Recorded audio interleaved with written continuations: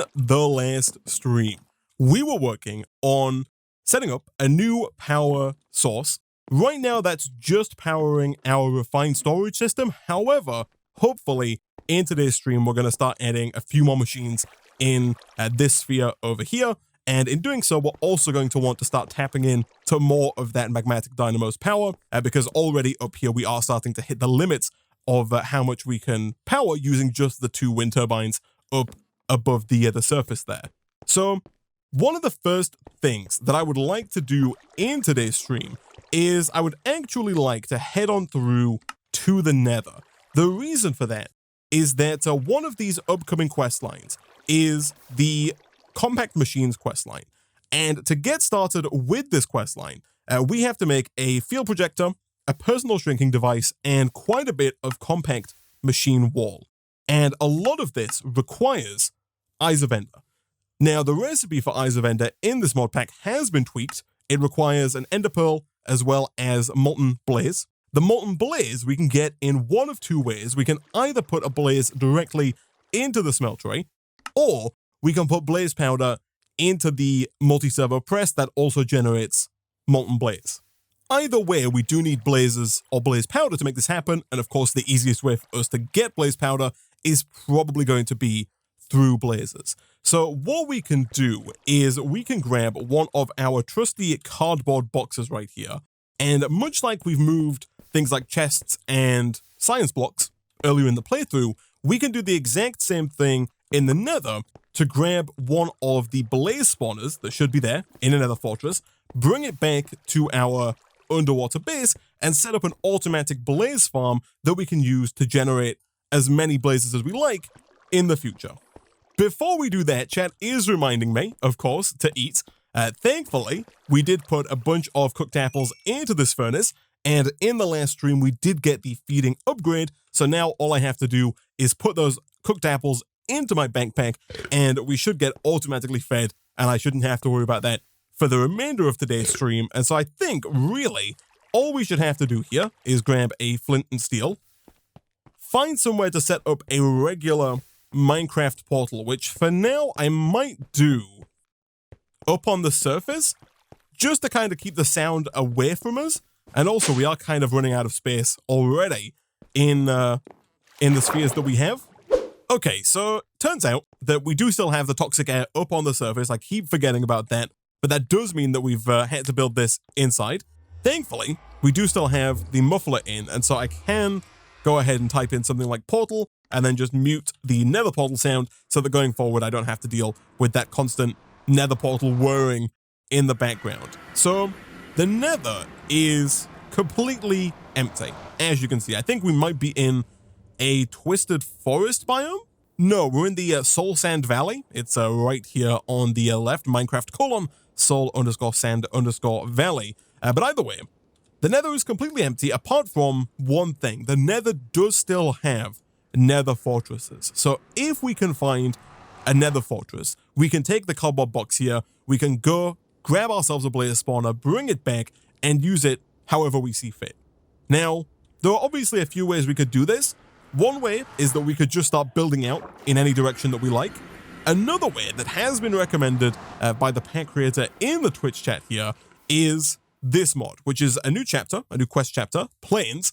This mod is called Simple Plains, and it adds, as the name would suggest, simple planes. It adds planes, helicopters, and large planes. So let's have a look here. The guide for planes is just a book and a plank. I think we should be able to make that happen. I'm pretty sure that we have one piece of leather already. And because we have tinkers installed, we actually have access to this book recipe, which might seem more expensive, but actually I think slime is a little easier for us to come by than leather is right now. And then from there, if we just go to @simpleplanes and grab this guide here, that should complete the first quest. Following that, the propeller is fairly easy to make. It is just 5 iron ingots. 1, 2, 3, 4, 5. Good stuff. We then need the plane workbench used to make planes, provide a propeller, and up to 10 planks to make a plane. Planes also have their own health shown when inside the plane. So this is a little pricey. It does require 2 redstone, 2 obsidian, 1 block of gold, 1 crafting table, 1 iron pickaxe, 1 iron axe, and then a regular old machine frame. That is rather pricey, but I think it's probably worth it if I bookmark this real quick. The alternative, of course, is to make something like a jetpack from the iron jetpacks mod. These are also pretty good. However, these are a bit expensive as well. The first tier is not too bad. It does require a lot of iron and redstone. However, the first tier of this is not very good. You do have to upgrade it quite a bit to get to a reasonably fast jetpack. And so I think it might be cheaper for us to go with the planes. However, I've actually not played with this mod, and so we're about to find out in real time whether or not these planes are any good. So do I have what it takes for this? I do. Thankfully, we do already have everything it takes to make a machine frame here. We should have enough gold for a block. We do. We have 2 leftover obsidian, which is perfect. And so the only thing that we are missing is the iron pickaxe. Boom and boom. Nice. So here, we just have to put the propeller in, and then it said up to 10 planks. I don't know if, like, that's just the difference between a small plane and a large plane. It is, yeah. So a small plane takes 5 planks, a large plane takes 10 planks. I don't know if there's any reason for us not to take a large plane in that scenario. If I just put 10 planks in there, does that work? It does. And then how in the world? Oh my goodness. Okay, so I don't know if this... I'm going to take it through to the Nether, and we'll give it a go. I'll also take some cobblestone with me. And if we have it, I'd also love a builder's wand so that we can build out a little landing pad as well. It might require some kind of fuel. I'm actually not too certain. So Twitch chat has told me I'm not yet done. The next quest here is to make a wrench. Shift right clicking on a plane will show the current upgrade and allow you to remove them. You can disable JI by pressing Control and O. Okay, so the wrench here, pretty easy stuff, just iron. So presumably we drop this down and then we can wrench it from there. Oh, we can. Okay, and then if I click Control O, that hides JI and it shows the upgrades on the left-hand side. Okay, so that's how that's done. From there, I think I need a furnace engine. It's also quite possible I might need some of the other parts as well here. This allows the plane to be able to fly using coal. The default key is X to open the engine GUI. Rocket boosters allow the plane to boost by using gunpowder. Floaty bedding allows the plane to float, and the dispenser allows the plane to shoot arrows. Okay, so I think the only thing we probably need for certain here is the furnace engine. After that, there is the electrical engine, which is a little more expensive. I think for now, given that we probably don't need to do a ton of flying, the furnace engine might be enough. So it turns out the way you install the engine here is just by right-clicking it on the plane, like that. Once you have it in, then you can enter the plane and you can press X to add fuel. So presumably, if we go ahead and get in here, add some of this, can I then fly? We can. Okay, cool. So obviously, this room here is not ideal for plane travel. However, if we do grab that cobblestone again and head on through to the Nether, we might be able to make this work. As of right now, I don't think we need the rocket booster, but we'll see how fast it is before we pass judgment on that. So once we're here, we'll build out a bit of a cobblestone runway using this stone wand here. Okay, so let us take a look here. If we press X, we'll load in some tiny coal here. I don't know if F5 is going to be a better mode for me. The fuel is already burning. Oh, it works. It does work. I don't know how easy it's going to be for us to land. Right now, oh, the toxic cat counts in the Nether. What in the world? Take me down. That is, okay, I did not know that. I've lost sight of the fortress. I think it's kind of over this way. Yeah, I see it again. Okay, cool. We're good. We're good. So we still can't go above the same Y level. Slow down, slow down. We still can't go above the same Y level in the Nether. So it's much like it is in the overworld.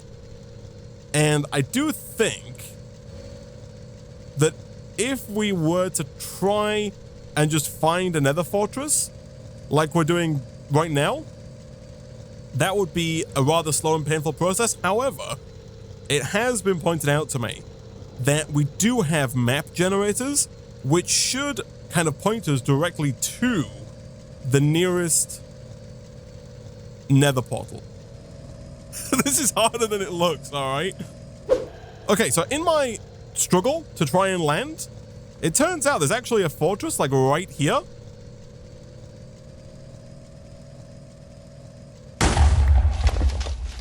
Okay, so there's good news and there's bad news. The good news is that we have arrived and we have our fortress. The bad news is that our plane did explode.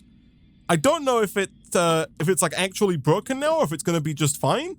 Like if I replace it down again, if that's just going to work. I think it might. I think we can maybe use this as a runway as well. So let's just kind of back away here, away from the blazes. We got incredibly lucky that our fortress was so close. If this hadn't have worked, the plan was going to be to make a map generator.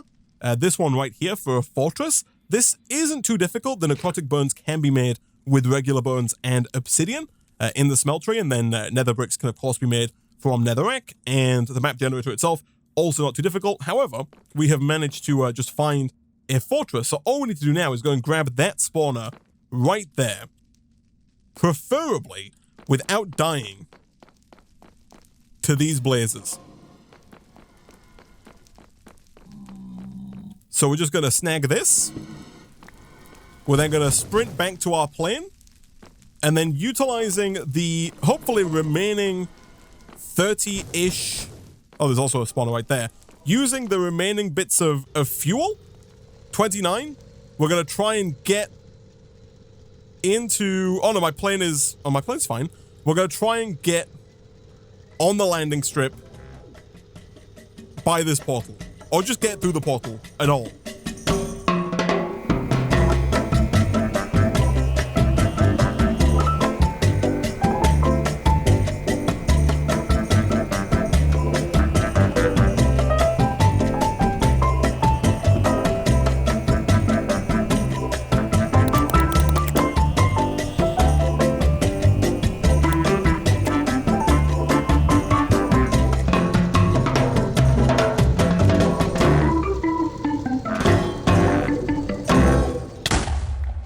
We did it!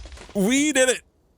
Alright, that was definitely a little scarier than I thought it was going to be, but we did manage to get back. Our plane, I think, is basically broken for all intents and purposes. I think it's probably repairable. For now, though, we don't really need to use it for the remainder of today's stream, and we do have this blaze spawner ready to go should we want to set up a spawner forward, which I definitely do want to do. However, I don't think that's something we can do just yet because, as you've noticed, in today's stream, we're already starting to run out of certain resources, especially things like iron and redstone, and so I'd like to instead pivot to trying to automate the production of overworld matter. So, the trouble with the overworld matter is that we have to send 3 different resources in specific quantities to the smeltery in order to make it, right? We need the organic water from the leaves, we need the molten clay from clay, and we need the molten tin from our tin chunks. So I think the best way for us at this stage in the game to automate the production of overworld matter is going to be utilizing Refined Storage's auto-crafting system. To do this, we're going to need a couple of items that I have on the left here. We're going to use the crafter, the pattern grid. I was originally thinking of using the requester here, however, chat has pointed out that the requester is probably not necessary. I'll keep it bookmarked because I'll kind of talk about what it does. It's an add-on mod, RS Requestify, that adds the requester, and it is a nifty item, but we're probably going to end up using an exporter with a crafting upgrade. So to start with, we're going to need to make the pattern grid, a crafter, and some patterns. None of that, I don't think, should be too difficult. The pattern grid is a very similar recipe to the crafting grid. In fact, the initial recipe here is exactly the same. It does start out with a grid. We then just craft it with an advanced processor and a pattern. A pattern is super easy. It is 3 redstone, 3 glass, and 3 quartz enriched iron.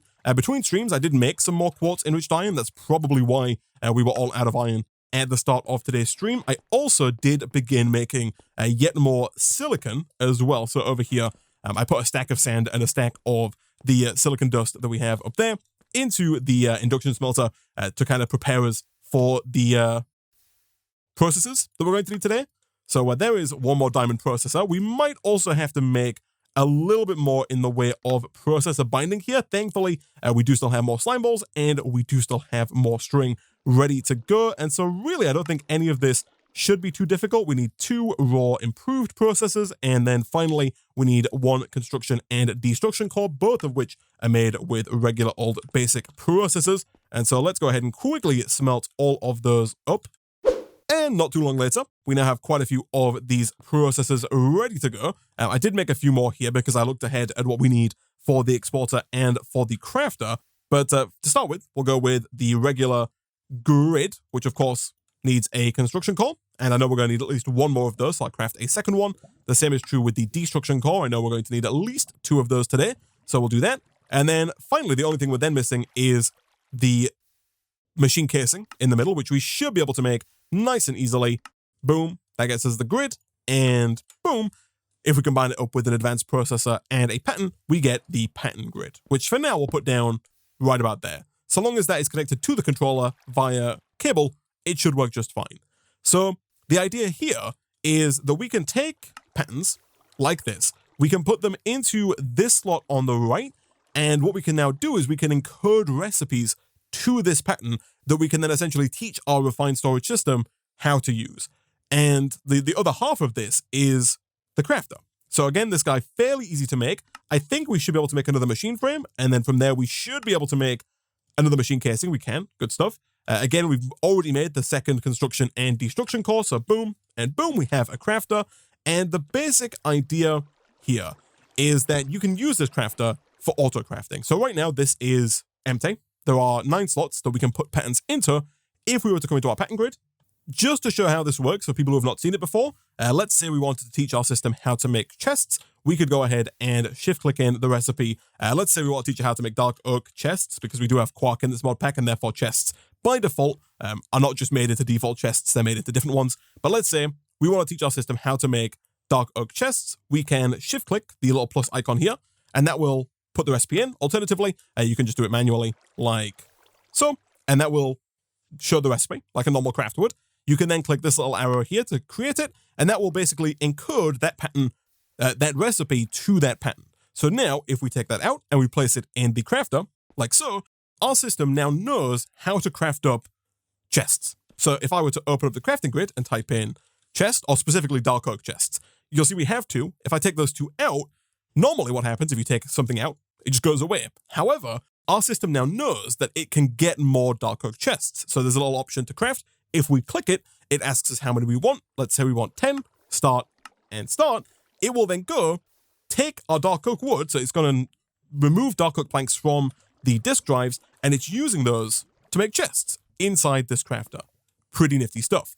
We can take this one step further because we can actually use the crafter on machines. In this case, the machine that we're going to use it on is the smeltery. The idea here is that if we do something like this and we point the crafter at the seared chute, this allows the crafter to place items into the smeltery. Of course, we are going to have to connect this up to the refined storage system, and so we are going to have to run some refined storage cable from the controller around into that crafter. But essentially, back over here, there is an option for processing. If we tick that, the interface changes, but the idea is still the same. So now, what we can do is we can grab the items used to make overworld matter. So let's grab a dark oak leaf, let's grab a tin chunk, and let's also grab a block of clay. And then in the pattern grid, we can then place in the dark oak leaf, we can place in the tin ore chunk, and we can place in the clay. Now, of course, we do want to specify certain amounts here. Right now, we've told it to put 1 of each in. If you click on any one of these, you can then type in a specific number. So for us, the default kind of recipe that we've been using is 100 dark oak leaves, set, 2 tin chunks, and 1 clay. This didn't work. I think the problem there is that you might not be able to go above 64. You can get around this by doing something like this and setting this one to 36, like that. So if you need more than 64 of anything, you can put the same item in twice. So here we can put in 64 and 36 together. Those make 100 leaves. And then over on the right-hand side here, we want to tell our system that doing that will generate 80 overworld matter. You can click and drag from JEI here, so you can just drag those over. I didn't need to go and get like the clay, the leaves, and the tin, but just to show how it works.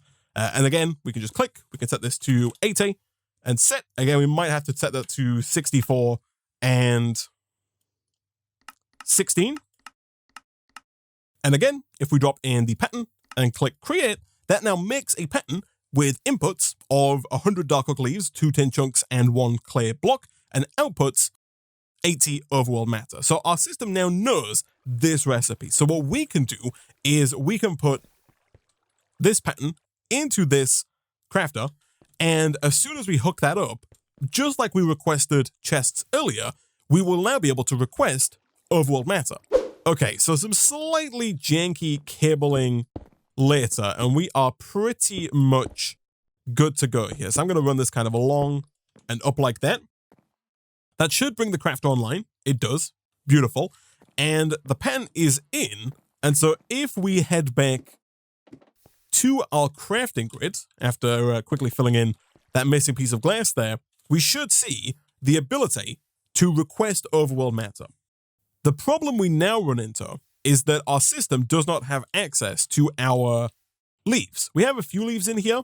However, the majority of our leaves and the majority of our clay is over in this area. So I think basically what we're going to want to do here is move these 2 drawers so that they are connected to our main draw controller here. To do that, I think I'll probably end up recreating both of these drawers out of glass and moving both the clay maker that we have in the wall here and the hopper botany pot over into this room. So basically what I'm thinking here, I've put this botany pot in a very janky position. However, if I grab a quick bit of dirt, it does work underwater. So the botany pot is right here. We can put in dirt and we can put in the dark oak sapling. It does work even though it looks very weird. The idea being that in its current position, we can still just place down a drawer beneath it. And so long as we fill this arch here with drawers, which is what we were planning on doing anyway with all of the walls, much like we've done with this wall, we should just be able to put a drawer right there. And again, so long as we connect up the rest of the gap here with drawers and make sure that is connected up, that should allow us to continually make saplings, apples, leaves, and logs, and have those available through our refined storage system. Okay, so this should be the last one that we need. If you put the key in your offhand, by the way, when you place a drawer down, it will go down automatically locked, which is perfect because we don't want random items filling up these drawers here. But up there, we do now have a glass 2x2 drawer, which is replacing this drawer and filling up with dark oak logs, leaves, saplings, and apples. In fact, we can give it a bit of a head start by grabbing some of the ones that we already have in this drawer and just dumping them into the system. But in here, we now have leaves, and going forward, we also have apples, saplings, and logs as well, which is great. So that's that bit taken care of. We do need to do the same thing for clay. Thankfully, I don't think clay is going to be quite as bad. Again, it's going to look a little janky, but essentially all we have to do is take this drawer and like maybe just put the clay in here. Now, of course, if we want this to be fully automated, we are going to have to automate the process of producing clay, which is something that as of right now, we don't actually have automated. We have a little system here where we can put dust into this wooden hopper and it will get fed down and it will make clay. However, the system itself is not fully automated because right now there's no dust automatically going to that hopper.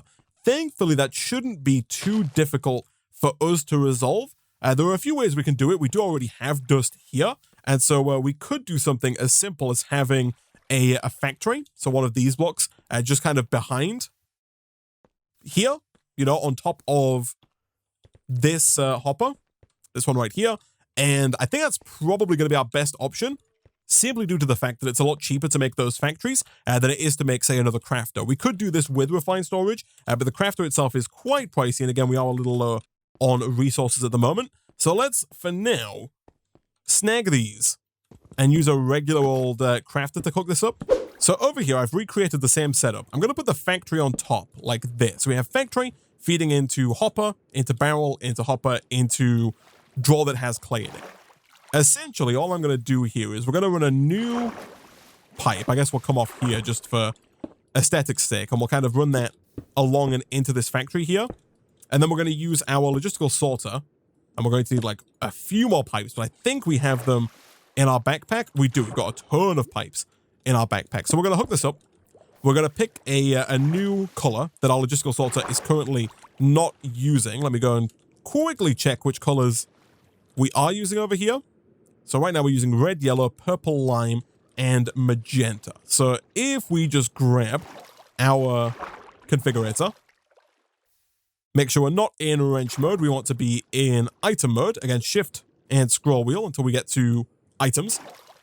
And then we're going to change this color here. We'll go with light blue for now.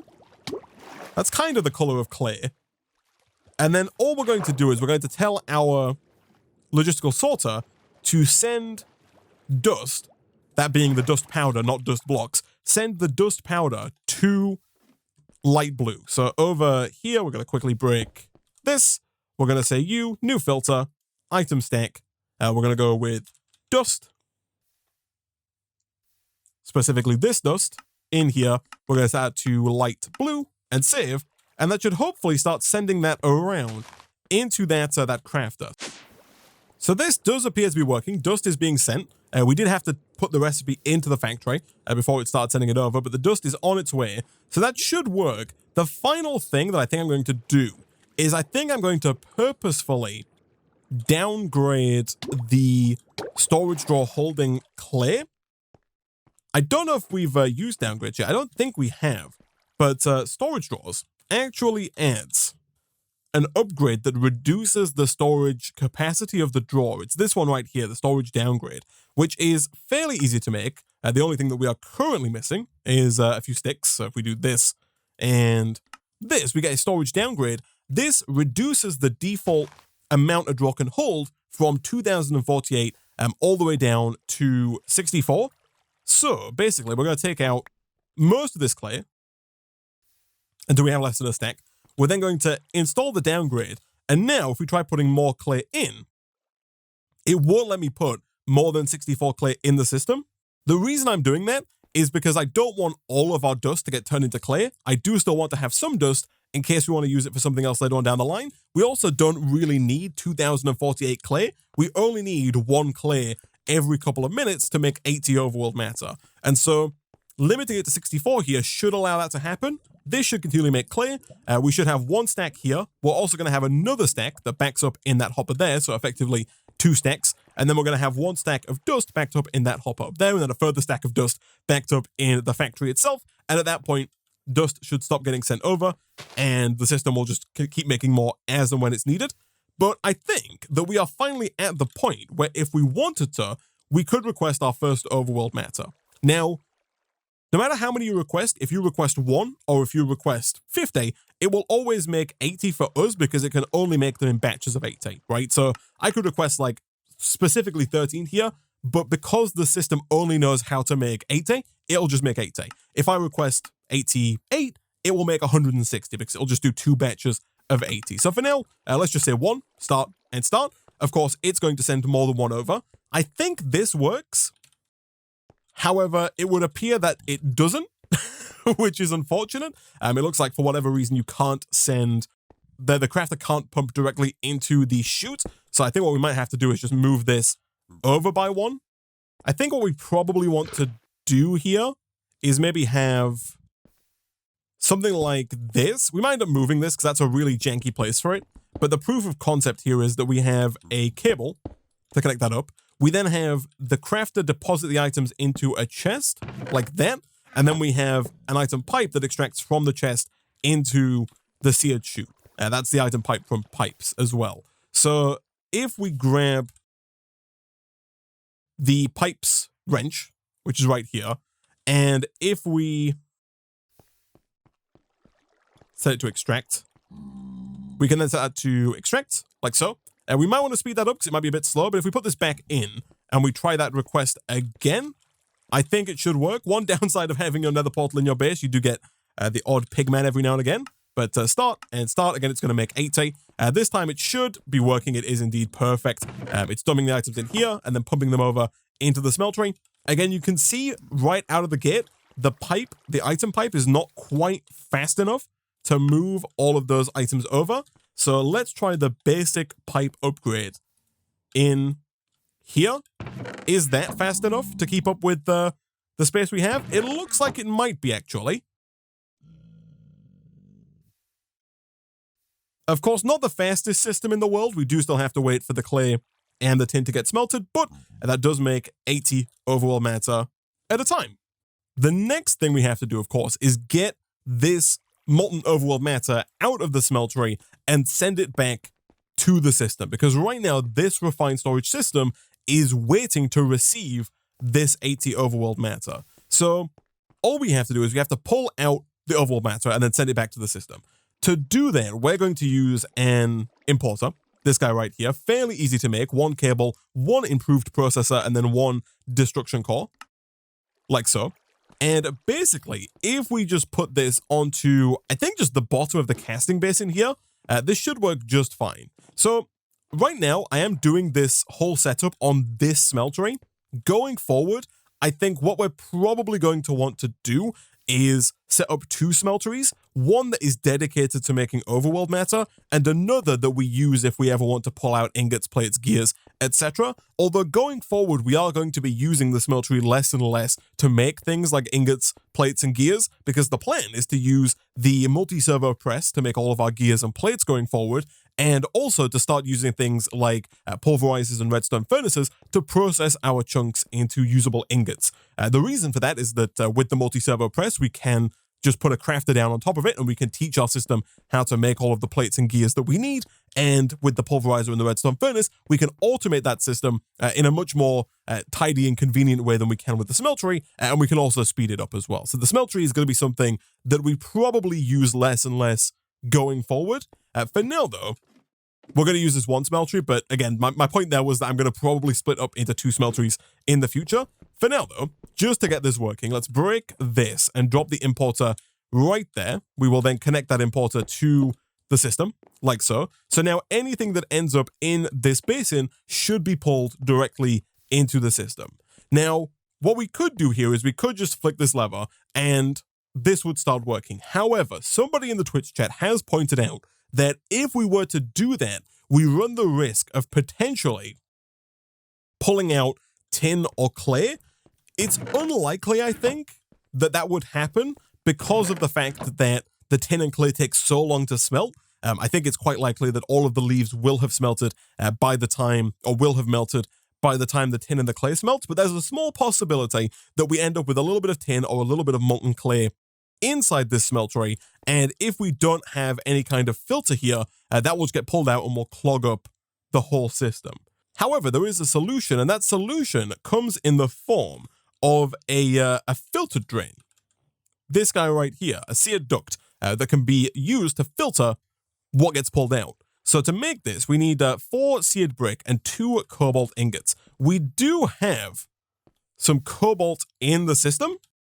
We actually have 17 cobalt chunks, as well as quite a few cobalt pieces that we can craft into even more cobalt chunks. So if we just take one of those and quickly smelt that up over in here, we should be able to pull 2 cobalt ingots out using our ingot cast. And then from there, I believe that what we can do here is simply place this seared duct in place of this seared drain. And then, as it says in the tooltip here, we can filter the fluid input and output using copper cans or buckets. So I think basically all we want to do is grab a bucket from our system. Much like we've done before, I think we just want to grab a bucket of overworld matter out of the drain. We are going to put that back in momentarily, but we're going to use that to filter the new drain that we're going to make. So let's go ahead and pull out 2 ingots worth of cobalt. Once we have both of those, I think we should still have some seared bricks back here. We totally do. So boom and boom. We have the filtered duct. So if we break this and we put down the filtered version instead, presumably we can then right click this and put that there. No. Maybe it has to be done using a copper can. Thankfully, the copper can is pretty easy to make. Can I extract a bucket's worth like this? I can. And then once we have that can, we can then put that in here, and that does work. Okay, and it looks like that does use the can. Like I can't take that back out. And so now if we turn this on, it should work. It should start pulling out just overworld matter. If we were to have anything else in here, it shouldn't matter. It should only pull that matter out. As a quick test, let's grab like an iron chunk and let's throw that in. I've also been told that this can also pull out the filtered liquid from anywhere in the smeltery. So even if we put iron at the bottom beneath the overworld matter, this filtered faucet here should still pull out the overworld matter. Let's give that a try. If we move the iron to the bottom here, does that still pull it out? It looks like it will, but yeah, the color's still there and it does indeed work perfect. So, like I mentioned before, I think we'll end up getting a separate smeltery just for making overworld matter. And when we do, we'll probably have, you know, maybe 3 or more of these seared ducts all pulling out the overworld matter to try and really speed it up. But to be fair, I don't necessarily think it needs to be all that fast, because all we need to do now is take that overworld matter, and by the way, we should definitely set up a drawer for it. Let's do it. I kind of want to do it over on this wall because, again, we've got like all of our blocks over here, even though we have spare drawers over on this side. So I think I will very quickly grab a new frame drawer and quickly color that to look like glass. Perfect. We'll then put that down for now, somewhere over there. And then we'll drop in the overworld matter. We'll make sure that it is locked, like so. And yeah, that should basically work. People have pointed out that I did forget to put my flopper down, which is very true. Let me go and drop that down over on the clay setup. That should continue to keep that filled up. We should keep producing clay and dust and whatnot. So that is perfect.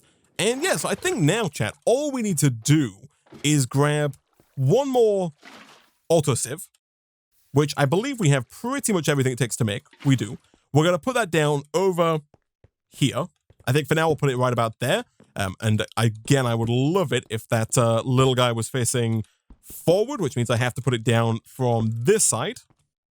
Good stuff. So we'll add another color to the line. We will have overworld matter sent. Oh no, we won't actually, because I think what we're going to do, we could, if we wanted to, put a pipe down here and have the overworld matter sent over. The trouble with that is that if we did that, we would have to keep requesting overworld matter, right? The overworld matter would not be generated automatically, because right now, the overworld matter is only made when we request it be made. There are 2 ways around this. The first way, and the way that I was originally thinking of setting this up today, is using this requester, which is from an add-on mod for refined storage called RS Requestify. This is a super nifty block. Basically, once you have it, you just put it down somewhere in your refined system. Let's pretend this is the requester. And then inside of it, when you open it up, a graphical interface appears and you specify which block you want to craft. In this case, it would be overworld matter. And you specify how many of that block you want in your system at any given time. So what we could do is we could open up the requester. We could put in overworld matter. You know, we could drag it from JEI, or we could put it in manually. And then we could say, keep 100 in stock at all times. It would then automatically request that overworld matter be crafted if we had less than 100 in the system, right? So if we had, like, say, 50 in the system, and we told our requestify to get 100, it would request one batch of 80. That would then take up to 130. What we would then do is we would then send it over using the mechanism pipes like we have been doing up until now, over to here to be sifted. And once again, when it fell below 80, when it went down to 79, another batch of 80 would be requested, and then they would be sifted until it fell down to 79, rinse and repeat forever and ever, right? It would keep requesting as soon as we ran out, and it would keep it stocked up. That was my original plan. The reason that we're not going to go through with that is because the requester is quite expensive. It requires one detector, which in and of itself requires a machine casing, improved processors, quartz enriched iron, redstone, and more. It then requires 2 crafting upgrades, an advanced processor, another machine casing, more redstone. It's a very expensive block, and the same outcome can be acquired using an exporter with a crafting upgrade. So the exporter, as you may be able to guess, is the opposite of the importer. I don't know if we have the processors available here. So let me quickly get another basic and another improved processor, and we'll smelt those up over here. But basically, just like the importer pulls things into the system, the exporter sends them out. So what we can do is we can put an exporter down on this autosieve right about here, and then we can put a crafting card, a crafting upgrade into that exporter. And what that will do is that will tell the system to automatically craft whatever it is we're trying to export if we don't have any. So we're going to tell it to export overworld matter.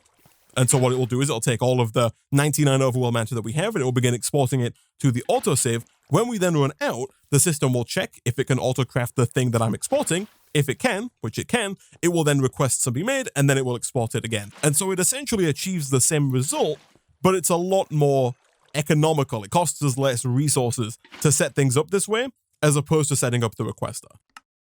Either way, the final piece of this puzzle is the crafting upgrade. So boom, that gets us a basic upgrade. And the only thing we're missing here is 2 crafting tables, as well as 1 construction core. And there we go. We have the crafting upgrade. So as I mentioned mere moments ago, over here, if we drop down the exporter, in here, we can put in a crafting card. And then in here, we can put overworld matter. So we can just drag that over like so. And now, as I mentioned, this will now export any overworld matter we have. And if we don't have enough, the crafting upgrade here will tell the system to craft more if it can. So this is working. We have the diamond mesh in here. I've taken that from our compressed sieve. And the overworld matter is being exported. We have a rather janky cable running all the way along, again, underneath this walkway here. But the overworld matter is being exported, and we're starting to get all of the junk from that.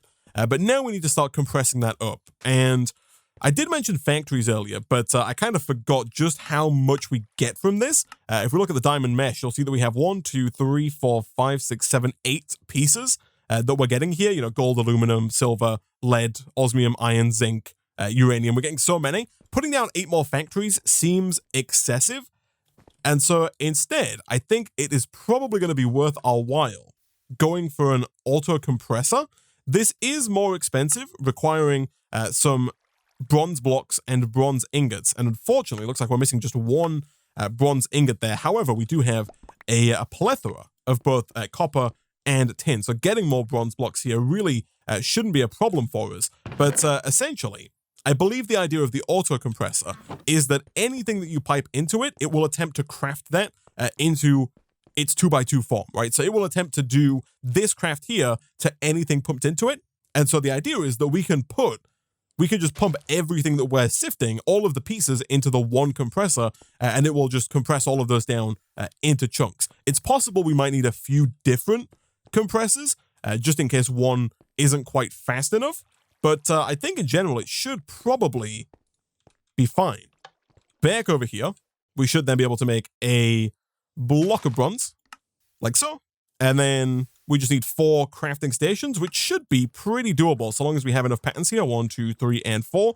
For whatever reason, these crafting stations with dark oak legs don't like to shift click in. However, we can put them in manually, like so, and we get an auto compressor. Nice. So back over here, this does require power, which is what kind of sets it apart from the factory.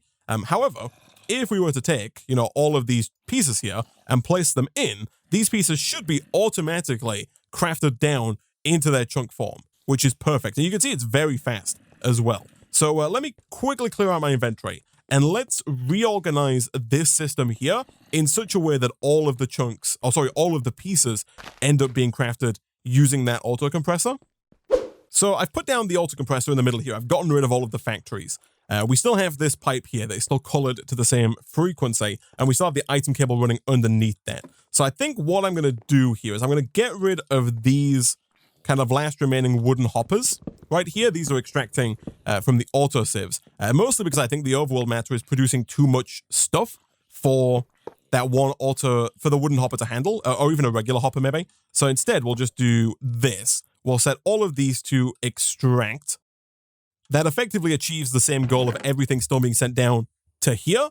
From there, all we need to do is just make sure that these new pieces are added to the aqua filter. So new filter, item stack, and then tin's already done. Let's do like zinc, for example, and make sure that I set to aqua.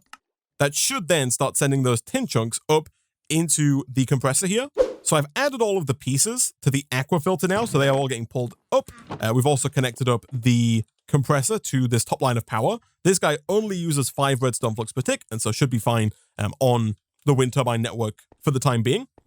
Although we might start to see that hiccup a little bit, especially if we add another sieve over on that side. I do need to fill in this floor again, though, because that is definitely not a position that I want to get stuck in. There we go. Unfortunately, I can't really cover this up just yet due to the way the wiring works underground, so we are going to have to live with this little item pipe for the time being.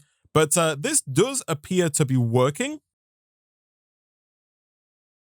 The good news is I was a little concerned there because I saw there were 2 gold pieces in this slot and 1 gold piece in this slot. But the good news is it looks like it registers, even if the pieces are not all in the same slot, that it still can craft them. So I think it's unlikely that we're going to end up with a backlog in here. The only reason we'd have a backlog in here is if we were producing more than 12 ingots, which I don't think we are right now. So I think this is perfectly fine. And so now, as I mentioned before, all we need to do is process them. Before we do that, though, I should actually add these other resources like coal, diamonds, lapis, silicon dust, prosperity shards, and redstone to the black filter. Again, we do already have drawers for these. So again, just setting them to black and go should work just fine. Okay, so not too long later, this is all set up. And over here, I've been making a few extra bits because what I want to do now is I want to make our first redstone furnace and our first pulverizer so that we can automate the process of generating all of these resources. To do that, we are going to have to get 2 more of these flux coils. So we'll pull this gold out over the red alley ingots. We've done this before. The recipe here is pretty similar. Both of these do require a machine frame. Both require the redstone flux coil, and both also require 2 copper gears. Hence why I have 2 copper gears here. We've got 2 more in the system. That's going to be our second coil. So 1 and 2. There's our 2 machine frames. And then from there, do we have bricks? We do not. We do have what it takes to make the pulverizer. As for the redstone furnace, we're going to have to take 8 bricks here and just distribute those amongst our 2 furnaces. Boom and boom. The idea being that what we're probably going to do is we're going to drop down our pulverizer. Let's say maybe over here for now. We're going to end up making new spheres or new rooms and expanding out the base fairly soon because we are getting very cramped in the room that we're in.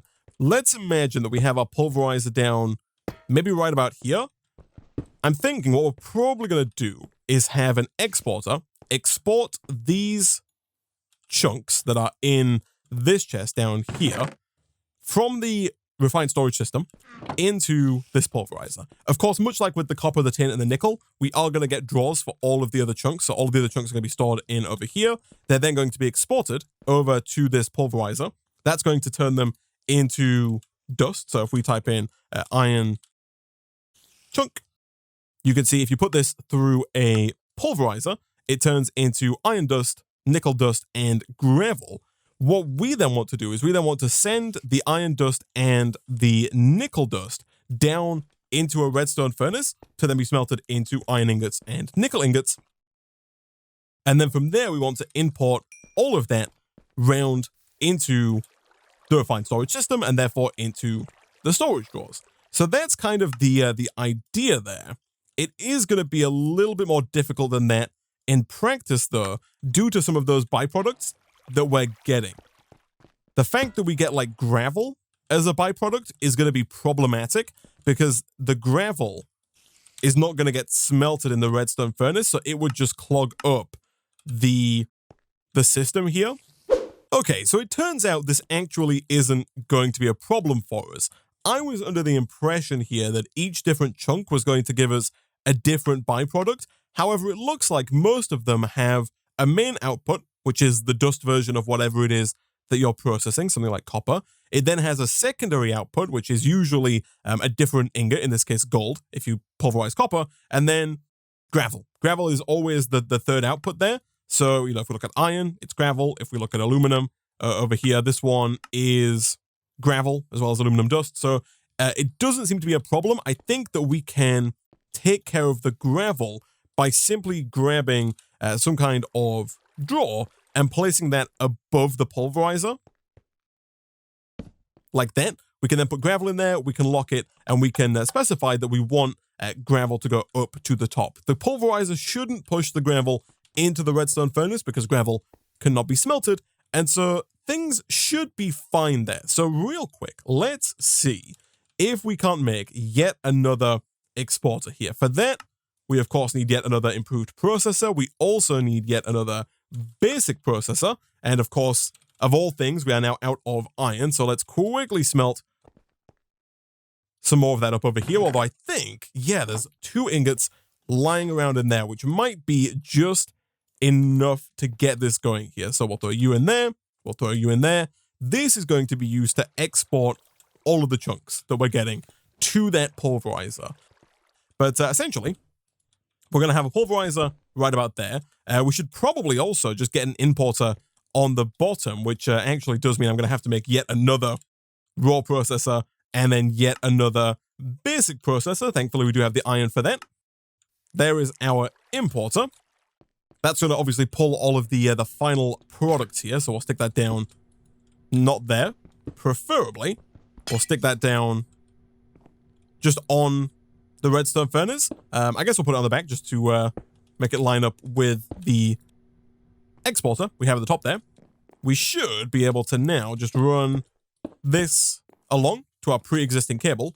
And so now, if we were to go ahead and take, for example, let's say copper chunks, and we place that copper chunk into the exporter, the refined storage system should keep exporting copper chunks so long as the back of the pulverizer is set to input.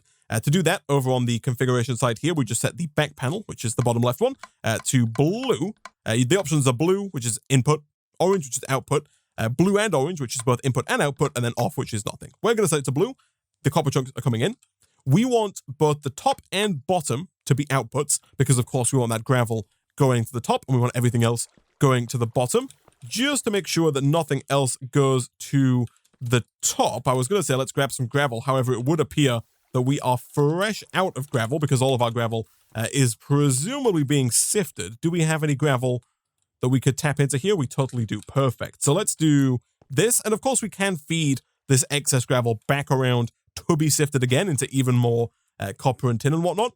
And so at this point, I think the only thing that's missing here is power. Now, of course, I don't think that we're going to have enough power to run both of these off the wind turbines, especially once we start speeding these up. Oh, actually, it might be fine for now. I thought this used 40, but it doesn't. It uses 20. So I think this is okay for now. But going forward, much like with our other thermal expansion machines, we are going to want to invest in some integral components as well as some augments to make the machines faster.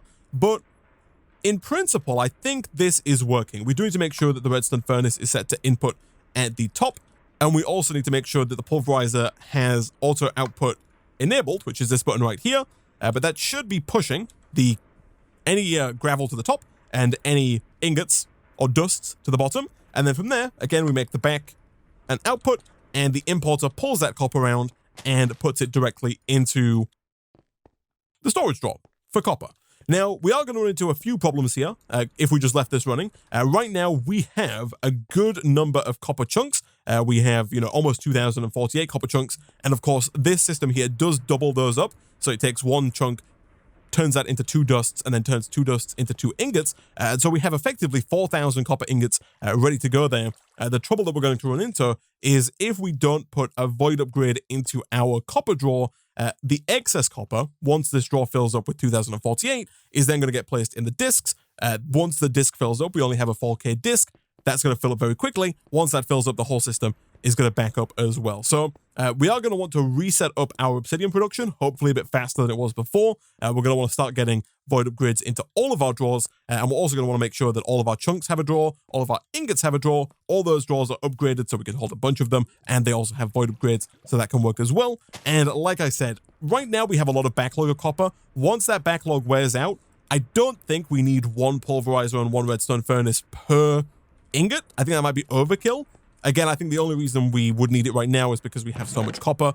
Going forward, though, we're not producing the chunks here that fast. So I think if we were to get maybe 3 or 4 pulverizers and 3 or 4 redstone furnaces, we could have a couple of different chunks being exported here. We could add both tin and copper to the same exporter and have the same pulverizer and redstone furnace working through them. Because, of course, eventually We're going to run out of copper. When the copper runs out, then the tin goes in. The tin starts to get processed. When that runs out, by the time that's run out, then the copper starts going back in again. And so I don't think we quite need that many. Of course, that depends on how fast we're sifting. It's really just going to be trial and error, I think. Like I said, we'll start with a few. We'll try and work through the backlog of copper, tin, and nickel that we have. And yeah, that should be the system. So next time, we'll come back. Hopefully, we'll have more pulverizers. Hopefully, we'll have more redstone furnaces. We're, of course, going to hook those up to the magmatic dynamo downstairs, because hooking all of those up to the wind farm upstairs is just not going to work. Between streams, I think I'll probably look at expanding out the base a little bit to try and give us a bit more room to work with, because right now things are getting extremely cramped in these 3 spheres that we have. But hopefully, when we come back to the next stream, we're going to have resources like iron, like redstone, like copper, like tin, like gold, all automated and all ready to be used as and when we choose. And so we'll hopefully have to spend less time making all of those resources in streams, so we can really start to dive deeper into some of the more advanced mods. And we can also hopefully get this blaze spawner down to start making blaze powder, and therefore allow us to start getting into things like compact machines, which we could even use a compact machine actually for this processing. We could try and like put all of this inside a compact machine and just have the final ingots come out. That could be a pretty interesting little setup for us to make. However, that is where I'm going to go ahead and wrap up today's stream.